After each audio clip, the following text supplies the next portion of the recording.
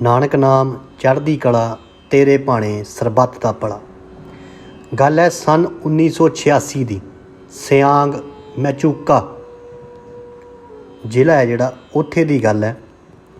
ਇਹ ਜ਼ਿਲ੍ਹਾ ਅਰੁਣਾਚਲ ਪ੍ਰਦੇਸ਼ ਦੇ ਵਿੱਚ ਪੱਛਮ ਇਲਾਕੇ ਦੇ ਵਿੱਚ ਪੈਂਦਾ ਆ।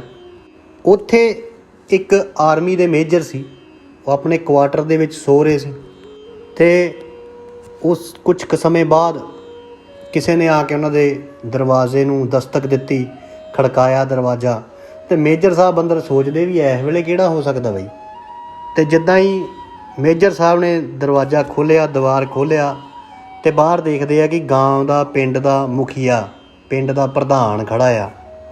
ਅਤੇ ਉਹਨੇ ਆ ਕੇ ਮੇਜਰ ਸਾਹਿਬ ਨੂੰ ਕਹਿੰਦਾ ਕਿ ਮਹਾਰਾਜ ਮੇਰੇ ਜਿਹੜਾ ਬੱਚਾ ਆ ਉਹਦੇ ਨਾ ਪੇਟ ਦੇ ਵਿੱਚ ਬਹੁਤ ਜ਼ਿਆਦਾ ਦਰਦ ਹੋ ਰਿਹਾ ਅਤੇ ਉਹ ਬਹੁਤ ਜ਼ਿਆਦਾ ਬਿਮਾਰ ਆ, ਅਤੇ ਤੁਸੀਂ ਕਿਰਪਾ ਕਰੋ ਸਾਡੇ ਘਰ ਕਿਸੇ ਵੈਦ ਨੂੰ ਭੇਜੋ ਜਾਂ ਕਿਸੇ ਡਾਕਟਰ ਨੂੰ ਭੇਜੋ।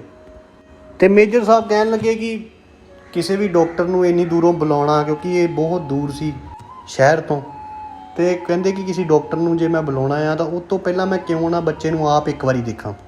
ਅਤੇ ਮੇਜਰ ਸਾਹਿਬ ਉਹਨਾਂ ਨੇ ਕੁਛ ਦਵਾਈਆਂ ਲਈਆਂ ਅਤੇ ਬੱਚੇ ਨੂੰ ਦੇਖਣ ਲਈ ਉਹ ਉਸ ਪ੍ਰਧਾਨ ਦੇ ਨਾਲ, ਜੋ ਜਿਹਨੂੰ ਬੂਰਾ ਕਹਿੰਦੇ ਸੀ ਲੋਕ, ਉਹਨਾਂ ਨਾਲ ਜਾ ਕੇ ਉਹ ਘਰ ਪਹੁੰਚੇ। ਅਤੇ ਉਹ ਜਿਹੜਾ ਬੱਚਾ ਸੀ ਉਹ ਵਿਚਾਰਾ ਦਰਦ ਨਾਲ ਕੁਰਲਾਉਣ ਡਿਆ ਸੀ, ਰੋਣ ਡਿਆ ਸੀ, ਪੇਟ 'ਚ ਦਰਦ ਸੀ। ਮੇਜਰ ਸਾਹਿਬ ਨੇ ਪੇਟ ਦਰਦ ਦੀ ਇੱਕ ਦਵਾਈ ਕੱਢ ਕੇ ਉਹਨੂੰ ਦੇਣ ਲੱਗੇ, ਅਤੇ ਉਹਦੇ ਨਾਲ ਹੀ ਨਾ ਇੱਕ ਲਾਮਾ ਖੜੇ ਸੀ। ਲਾਮਾ ਕਹਿੰਦੇ ਮੌਂਕ ਨੂੰ, ਜਿਹੜੇ ਬੁੱਧ ਵਾਲੇ ਮੌਂਕ ਨਹੀਂ ਹੁੰਦੇ ਜਿਹਨਾਂ ਨੇ ਲਾਲ ਕੱਪੜੇ ਪਾਏ ਹੁੰਦੇ, ਉਹ ਮੌਂਕ ਖੜੇ ਸੀਗੇ ਉਹਦੇ ਨਾਲ ਹੀ ਬਿਲਕੁਲ। ਅਤੇ ਉਹ ਜਿਹੜੇ ਲਾਮਾ ਸੀਗੇ, ਮੌਂਕ ਸੀਗੇ, ਉਹਨਾਂ ਨੇ ਨਾ ਬੱਚੇ ਨੂੰ ਦਵਾਈ ਲੈਣ ਤੋਂ ਮਨ੍ਹਾ ਕਰ ਦਿੱਤਾ। ਹੁਣ ਇਹ ਦੇਖ ਕੇ ਮੇਜਰ ਸਾਹਿਬ ਬਹੁਤ ਜ਼ਿਆਦਾ ਟੈਨਸ਼ਨ 'ਚ ਆ ਗਏ ਕਿ ਇਹਨਾਂ ਨੇ ਤਾਂ ਦਵਾਈ ਲੈਣ ਤੋਂ ਮਨ੍ਹਾ ਕਰ ਦਿੱਤਾ। ਪਰ ਹੁਣ ਮੇਜਰ ਸਾਹਿਬ ਕਰ ਕੁਛ ਨਹੀਂ ਸਕਦੇ ਸੀ, ਕਿਉਂਕਿ ਉਹ ਜਿਹੜੇ ਮੌਂਕ ਸੀਗੇ, ਜਿਹੜੇ ਲਾਮਾ ਸੀਗੇ, ਉਹਨਾਂ ਦਾ ਉਸ ਪਿੰਡ ਦੇ ਵਿੱਚ ਬਹੁਤ ਉੱਚਾ ਰੁਤਬਾ ਮੰਨਿਆ ਜਾਂਦਾ ਸੀ ਅਤੇ ਸਾਰੇ ਬਹੁਤ ਜ਼ਿਆਦਾ ਇੱਜ਼ਤ ਕਰਦੇ ਸੀ।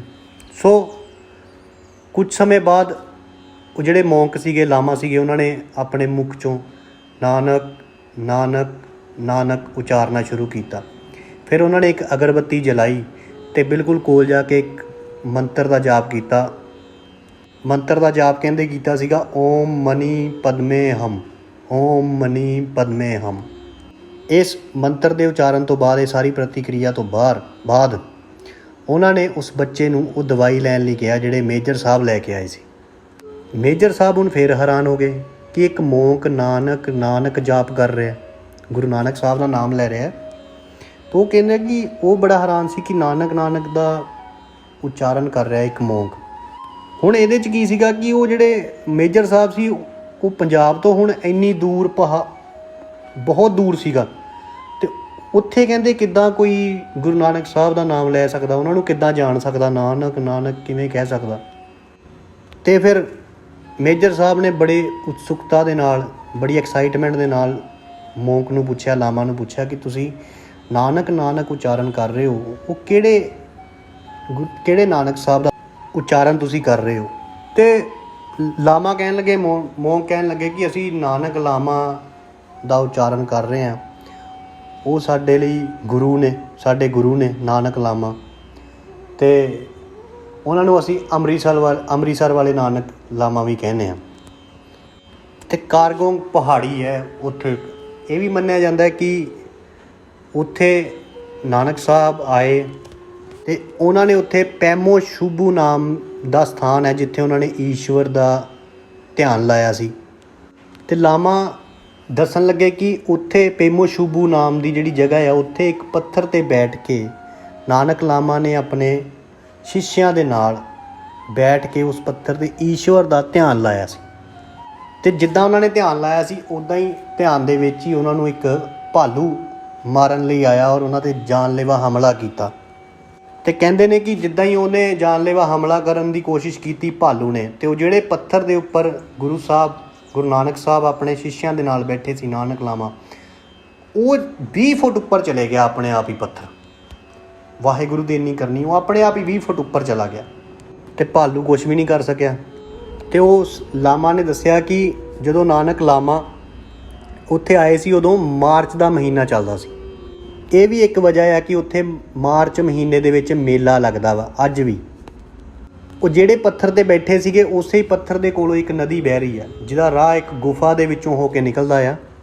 ਉੱਥੇ ਹੀ ਜਿਹੜੇ ਉਹ ਲਾਮਾ ਦੱਸ ਰਹੇ ਸੀ ਕਿ ਉੱਥੇ ਹੀ ਨਾਨਕ ਲਾਮਾ ਜਿਹੜੇ ਸੀ ਉਹ ਇਸ਼ਨਾਨ ਕਰਨ ਜਾਂਦੇ ਸੀ। ਅਤੇ ਉਸ ਨਦੀ ਦਾ ਨਾਮ ਪੰਚੂ ਨਦੀ ਹੈ।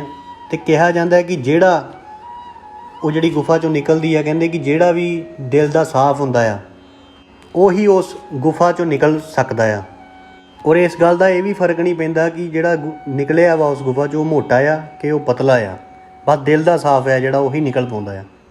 ਅਤੇ ਉੱਥੇ ਇੱਕ ਕੁੰਡ ਆ ਜਿੱਥੇ ਕਾਲੇ ਅਤੇ ਸਫੇਦ ਰੰਗ ਦੇ ਕੰਕਰ ਆ, ਛੋਟੇ ਛੋਟੇ ਪੱਥਰ ਆ।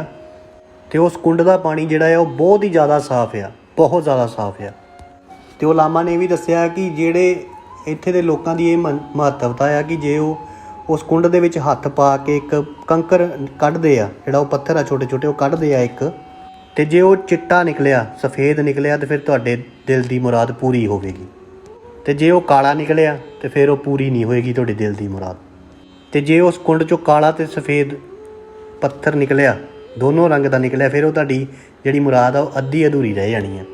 ਹੁਣ ਇਹ ਸਾਰੀਆਂ ਗੱਲਾਂ ਸੁਣ ਕੇ ਮੇਜਰ ਸਾਹਿਬ ਸਵੇਰੇ ਸੱਜਰੇ ਉਸ ਲਾਮਾ ਦੇ ਨਾਲ ਉਸ ਸਥਾਨ 'ਤੇ ਗਏ ਜਿਹਦੇ ਬਾਰੇ 'ਚ ਲਾਮਾ ਨੇ ਉਹਨਾਂ ਨੂੰ ਦੱਸਿਆ ਸੀ। ਉੱਥੇ ਉਹਨਾਂ ਨੂੰ ਨਾਨਕ ਲਾਮਾ ਦੀ ਨਿਸ਼ਾਨੀ ਮਿਲੀ। ਅਤੇ ਜਿਹੜੇ ਲਾਮਾ ਉਹਨਾਂ ਦੇ ਨਾਲ ਸੀ ਮੇਜਰ ਸਾਹਿਬ ਦੇ, ਉਹਨਾਂ ਨੇ ਦੱਸਿਆ ਕਿ ਜਿਹੜੀ ਉਹ ਨਿਸ਼ਾਨ ਬਣੇ ਹੋਏ ਆ, ਜਿਹੜੀ ਉਹ ਆਕ੍ਰਿਤੀ ਬਣੀ ਹੋਈ ਆ ਵੱਡੀ ਪੱਥਰ 'ਤੇ, ਉਹ ਨਾਨਕ ਲਾਮਾ ਦੀ ਆ। ਅਤੇ ਜਿਹੜੀ ਦੂਜੀ ਆ ਉਹ ਉਹਨਾਂ ਦੇ ਸ਼ਿਸ਼ਯ ਸੀ, ਜਿਹੜੇ ਉਹਨਾਂ ਦੇ ਸੇਵਾਦਾਰ ਸੀ, ਚੇਲੇ ਸੀ, ਉਹਨਾਂ ਦੀ ਆ। ਫਿਰ ਜਦੋਂ ਉਹ ਉਸ ਕੁੰਡ ਕੋਲ ਪਹੁੰਚੇ ਅਤੇ ਉੱਥੇ ਜਾ ਕੇ ਮੇਜਰ ਸਾਹਿਬ ਨੇ ਸੋਚਿਆ ਕਿਉਂ ਨਾ ਮੈਂ ਇਹ ਪੁੱਛਾਂ ਕਿ ਕੀ ਗੁਰੂ ਨਾਨਕ ਸਾਹਿਬ ਇੱਥੇ ਆਏ ਸੀ। ਅਤੇ ਮੇਜਰ ਸਾਹਿਬ ਨੇ ਕੁੰਡ 'ਚ ਹੱਥ ਪਾ ਕੇ ਇਹ ਸੋਚਿਆ ਮਨ 'ਚ ਕਿ ਹੇ ਪਰਮ ਪਿਤਾ, ਹੇ ਅਕਾਲ ਪੁਰਖ ਸੱਚੇ ਪਾਤਸ਼ਾਹ, ਮੈਨੂੰ ਦੱਸੋ ਕਿ ਤੁਸੀਂ ਇੱਥੇ ਆਏ ਸੀ। ਆਪਣੇ ਮਨ ਦੇ ਵਿੱਚ ਸੋਚਿਆ ਤਾਂ ਉਹਨਾਂ ਨੇ ਜਦੋਂ ਉਹ ਕੰਕਰ ਉਠਾਇਆ ਤਾਂ ਉਹ ਚਿੱਟੇ ਰੰਗ ਦਾ ਕੰਕਰ ਨਿਕਲਿਆ ਉਸ ਕੁੰਡ 'ਚੋਂ। ਅਤੇ ਉੱਥੇ ਦੇ ਜਿਹੜੇ ਸਥਾਨੀਏ ਲੋਕ ਆ ਉਹ ਮੰਨਦੇ ਆ ਕਿ ਜਦੋਂ ਦਿਲ ਦੀ ਮੁਰਾਦ ਸੱਚੀ ਹੋਵੇ ਤਾਂ ਫਿਰ ਉਹ ਚਿੱਟਾ ਕੰਕਰ ਨਿਕਲਦਾ, ਜੇ ਮਾੜੀ ਨਹੀਂ ਹੋਵੇ ਤਾਂ ਫਿਰ ਕਾਲਾ ਨਿਕਲਦਾ, ਜੇ ਚਿੱਟੀ ਕਾਲੀ ਹੋਵੇ ਤਾਂ ਅੱਧੀ ਅਧੂਰੀ ਸੱਚ ਨਿਕਲਦਾ। ਅਤੇ ਉਹ ਸੱਚ ਨਿਕਲਿਆ ਕਿ ਉਹਨਾਂ ਨੇ ਚਿੱਟਾ ਕੰਕਰ ਕੱਢਿਆ। ਕਿ ਉਹਨਾਂ ਨੇ ਪੁੱਛਿਆ ਸੀ ਕਿ ਨਾਨਕ ਸਾਹਿਬ ਇੱਥੇ ਤੁਸੀਂ ਆਏ ਹੋ ਕਿ ਨਹੀਂ ਆਏ ਹੋ। ਫਿਰ ਮੇਜਰ ਸਾਹਿਬ ਨੂੰ ਇਹਦੇ ਨਾਲ ਆਪਣਾ ਜਵਾਬ ਮਿਲਿਆ ਅਤੇ ਉਹਨਾਂ ਨੇ ਸੋਚਿਆ ਕਿ ਹੁਣ ਜਿਹੜੀ ਜਗ੍ਹਾ 'ਤੇ ਮੈਂ ਹੈਗਾ ਆ ਇਹ ਬੜੀ ਦੁਰਗਮ ਜਗ੍ਹਾ ਆ, ਇੱਥੋਂ ਜੰਗਲਾਂ ਨੂੰ ਪਾਰ ਕਰਕੇ ਆਉਣਾ ਪੈਂਦਾ, ਇੱਥੇ ਜਾਨਵਰ ਬੜੇ, ਇੱਥੇ ਗੁਰਦੁਆਰਾ ਸਾਹਿਬ ਕਿੱਦਾਂ ਬਣਾਵਾਂ ਮੈਂ। ਕਿਉਂਕਿ ਜਦੋਂ ਮੇਜਰ ਸਾਹਿਬ ਆਏ ਸੀ ਇੱਥੋਂ ਤੱਕ ਕਿ ਖੂਨ ਚੂਸਣ ਵਾਲੀਆਂ ਜੋਕਾਂ ਵੀ ਉਹਨਾਂ ਦੇ ਸਰੀਰ ਦੇ ਉੱਤੇ ਬਹੁਤ ਸਾਰੀਆਂ ਲੱਗ ਚੁੱਕੀਆਂ ਸੀ। ਅਤੇ ਉਹ ਸੋਚਦੇ ਸੀ ਕਿ ਇੱਥੇ ਕਿੱਦਾਂ ਹੋਵੇ। ਪਰ ਜਦੋਂ ਮੁਰਾਦ ਨੇਕ ਹੋਵੇ ਨਾ, ਜਦੋਂ ਦਿਲ ਸਾਫ਼ ਹੋਵੇ, ਫਿਰ ਉਹ ਪੂਰੀ ਹੁੰਦੀ ਹੈ। ਤਾਂ ਫਿਰ ਮੇਜਰ ਸਾਹਿਬ ਦੇ ਜਿਹੜੇ ਉਹਨਾਂ ਨੇ ਪ੍ਰਯਾਸ ਕੀਤੇ ਉਹ ਰੰਗ ਲਿਆਏ। ਫਿਰ 24 ਮਾਰਚ 1987 ਇਹ ਉਹੀ ਮਹੀਨਾ ਸੀ ਜਿਹਦੇ ਵਿੱਚ ਨਾਨਕ ਲਾਮਾ ਮਤਲਬ ਸਾਡੇ ਗੁਰੂ ਨਾਨਕ ਸਾਹਿਬ ਉੱਥੇ ਗਏ ਸੀਗੇ। ਫਿਰ ਉੱਥੇ ਹੀ ਉਸੇ ਪਵਿੱਤਰ ਮਹੀਨੇ ਦੇ ਵਿੱਚ ਉੱਥੇ ਗੁਰੂ ਗ੍ਰੰਥ ਸਾਹਿਬ ਜੀ ਦਾ ਪ੍ਰਕਾਸ਼ ਕੀਤਾ ਗਿਆ ਅਤੇ ਸੰਗਤਾਂ ਨੂੰ ਲੰਗਰ ਛਕਾਇਆ ਗਿਆ। ਮੰਨਦੇ ਹਾਂ ਕਿ ਇਸ ਜਗ੍ਹਾ 'ਤੇ ਪਹੁੰਚਣਾ ਸੌਖਾ ਨਹੀਂ, ਪਰ ਜਦੋਂ ਵੀ ਕਦੇ ਕਿਤੇ ਉਸ ਗੁਰਦੁਆਰਾ ਸਾਹਿਬ ਦੇ ਕੋਲ ਜਾਣ ਦਾ ਮੌਕਾ ਮਿਲਿਆ ਅਤੇ ਮੈਚੂਕਾ ਸਾਹਿਬ ਜ਼ਰੂਰ ਦਰਸ਼ਨ ਕਰਕੇ ਆਇਓ। ਨਾਨਕ ਨਾਮ ਚੜ੍ਹਦੀ ਕਲਾ, ਤੇਰੇ ਭਾਣੇ ਸਰਬੱਤ ਦਾ ਭਲਾ। ਸਤਿਨਾਮ ਸ਼੍ਰੀ ਵਾਹਿਗੁਰੂ ਜੀ।